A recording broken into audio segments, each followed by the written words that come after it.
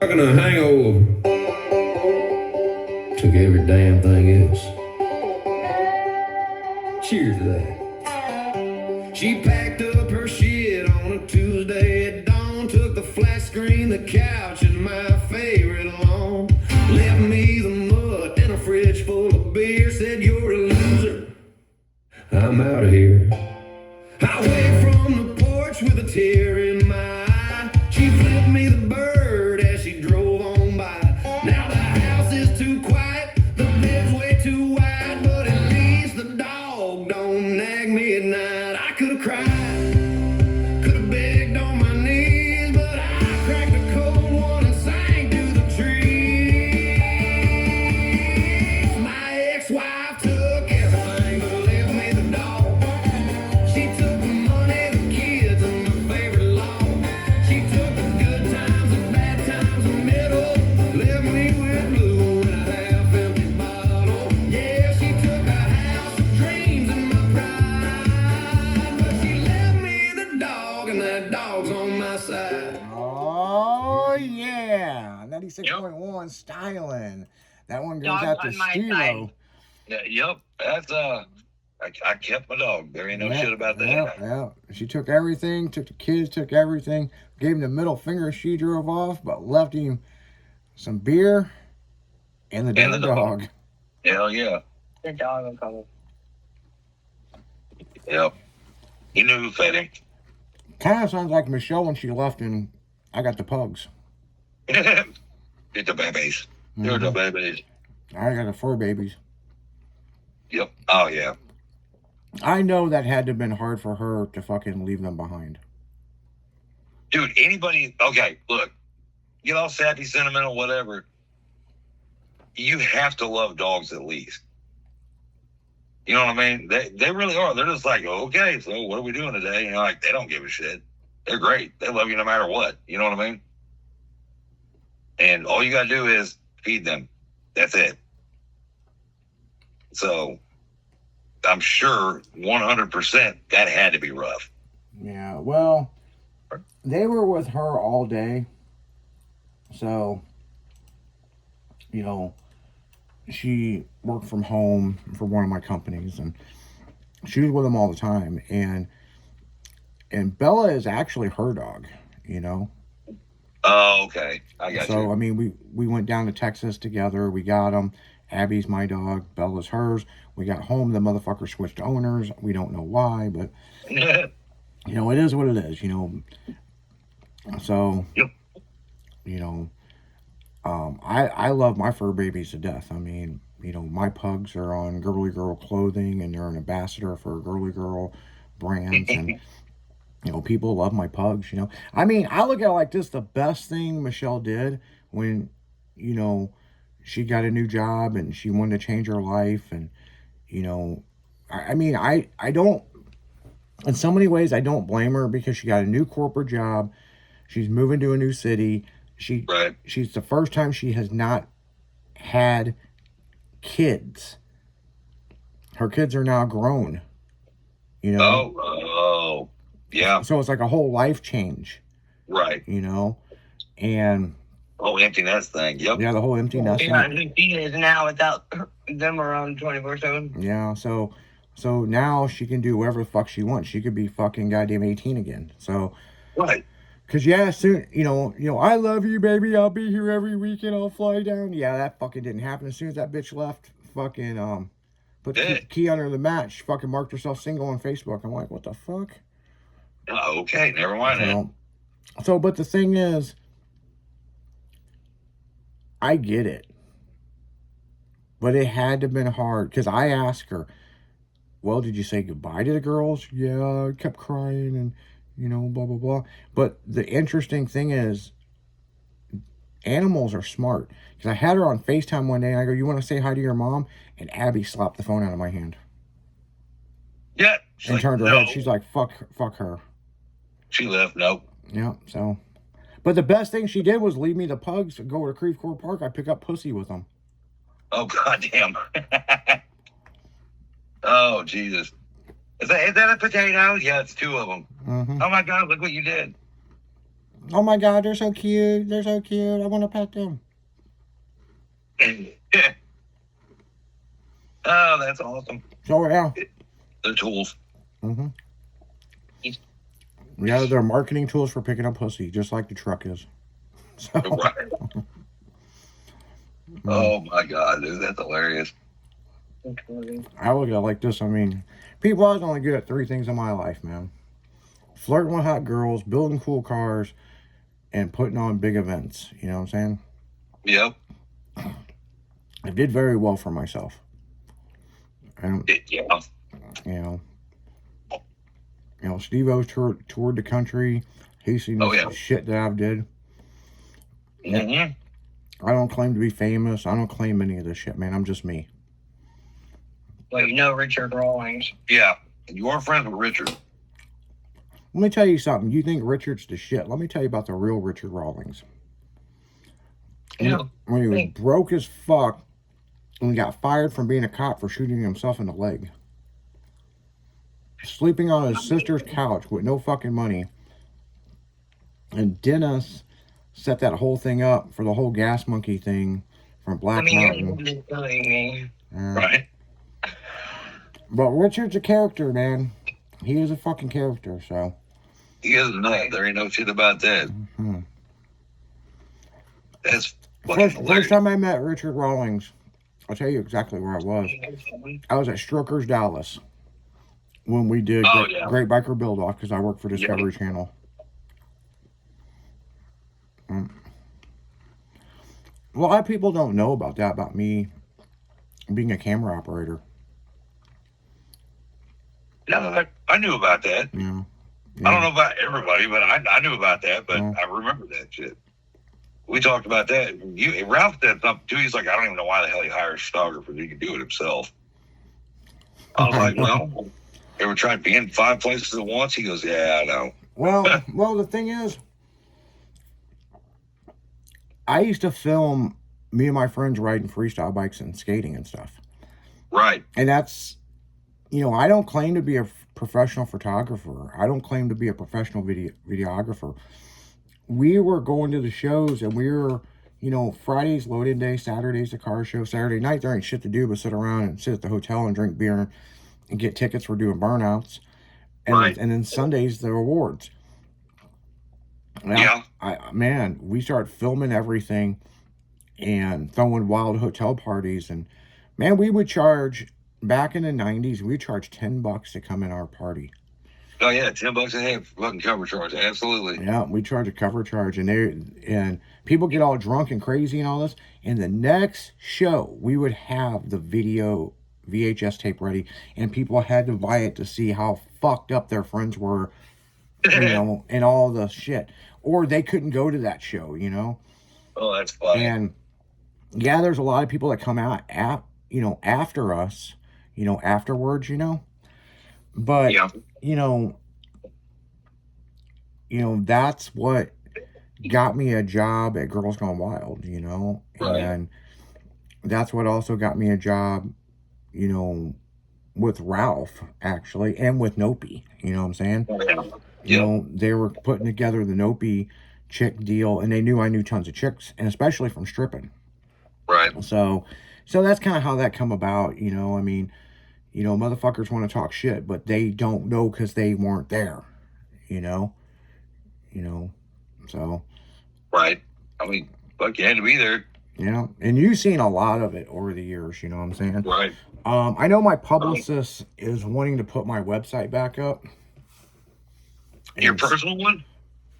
Yeah, the one, I don't know, it had a couple different names, you know, meetisaacduckett.com, meetizzyD.com, you know. You know, we only took it down because it needed maintenance. And and we just never put it back up. And but we've been working on it, updating it and stuff. And so you know, one of the big things is I wanted it changed because it had a lot of stuff of me and my ex-wife on there. Oh yeah. It had a lot of personal information that I really think that it probably shouldn't be on there. But it was my life story of who I worked for. It was like a glorified website of my LinkedIn. Oh, You know? Biography Yes. or whatever. Mhm. Yeah. Yeah, and Yep. and the thing was, I didn't write the story. Other people had wrote those stories, you know, from Right. that knew me. You know, we hired a guy to interview people. Ralph was one of them. David from Heatwave, Greg from Scraping the Coast. A lot of people gave their testimonies about me as a human being Right. and like a reference, and they put it into this whole thing and put the website together, which is great. You know, I mean, it was great. You know, we weren't trying to sell merchandise or anything on there. It was just about who I am in the industry.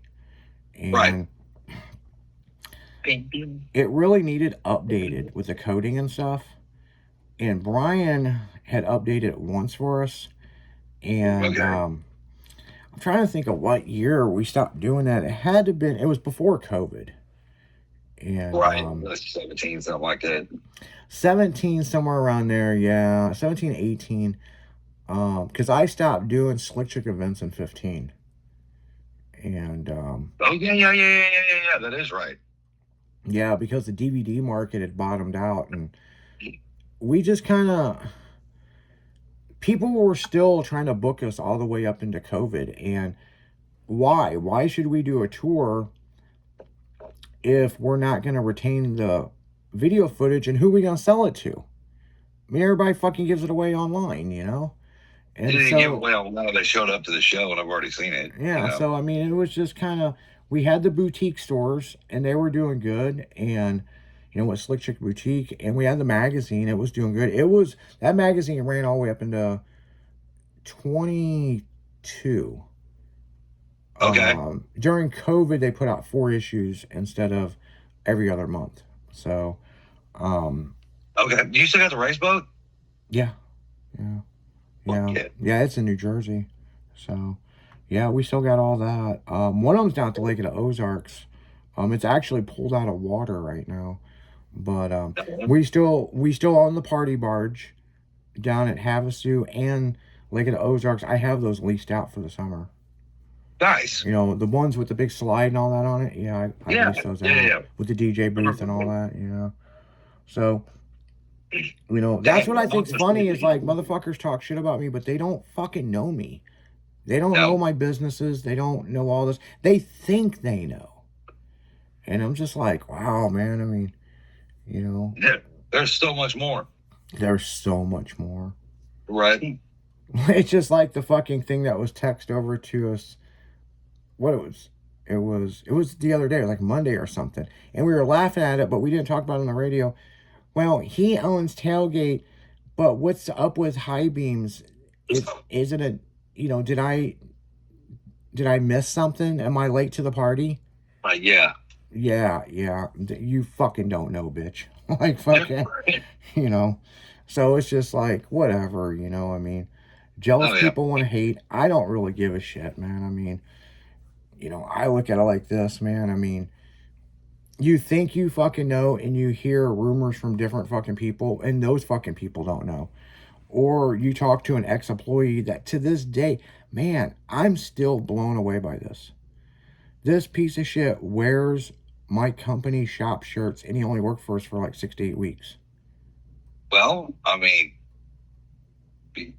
He's advertising. yeah, I was gonna say he's free advertisement. Oh, no. When people say something about it, he talks shit about me. Oh, It's like he wears it to talk shit about me.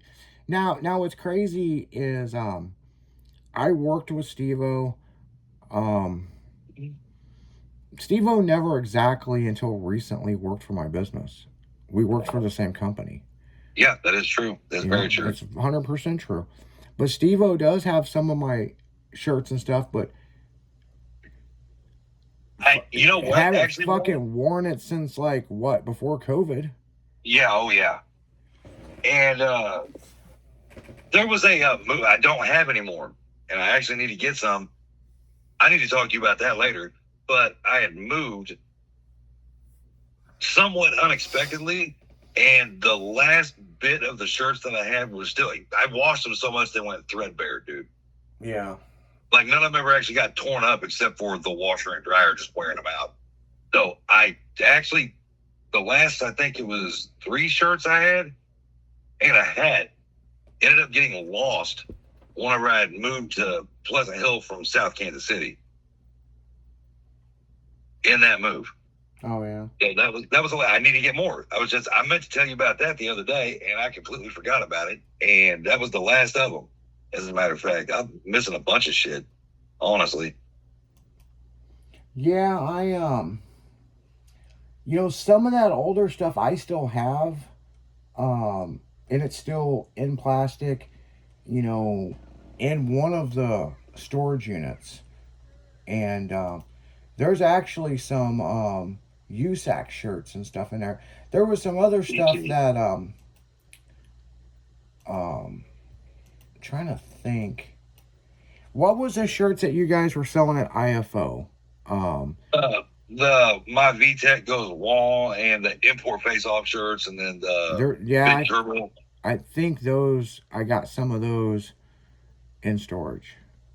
Yeah, the Big Turbo with the blow me thing. Yeah. That was one of them. Yeah. And Now I have some. I can't tell you what sizes they are, right. Because we got stuck with some of them. There was Kumo Street Warrior shirts. I have a ton of those still. I never had any of those, and I so Yeah. fucking wanted one. Yeah. Matter of fact, when we got done with that show in out south, I don't remember where the hell were we? It had to have been like West Virginia. I swear to God, I think it was South Carolina. Maybe it was South Carolina. Yeah. And when we got done, we were supposed to link up at Ralph's shop, and you guys had to get back to the office instead. Yeah. So I never ended up actually getting any of those, and I actually still wanted some of those. Yeah, well, what's interesting is when Kumo changed their logo, Right. anything with the old logo, Clear Channel was like, destroy it. And Right. They were like, what do you mean? They were like, throw it away, burn it. All new stuff's coming in. So I was like, fuck it. We're taking this shit home. Right. They were cool. They And were I really sold cool. the shit at my shop. They were just like, it's done. And I'm telling you, there's probably $10,000 worth of fucking shirts and stuff. I believe it. You know? Go to the shows with about $40,000 or $50,000 worth of stuff every time in the trailer. So $10,000. And I remember I gave a bunch of it to Glenn at Dropjaw at Slamming and Jamming to sell. And Right. you know, but I know I've still got a bunch of that stuff left. I've got a bunch of the old Nopi stuff too. You know. That'd be cool to have one of the old ones. Yeah. Yeah, I've got a bunch of that stuff left, but Like the old Nopi National shirts. yeah. You know, That'd be back really when cool. Mark and Mike was alive, so Right.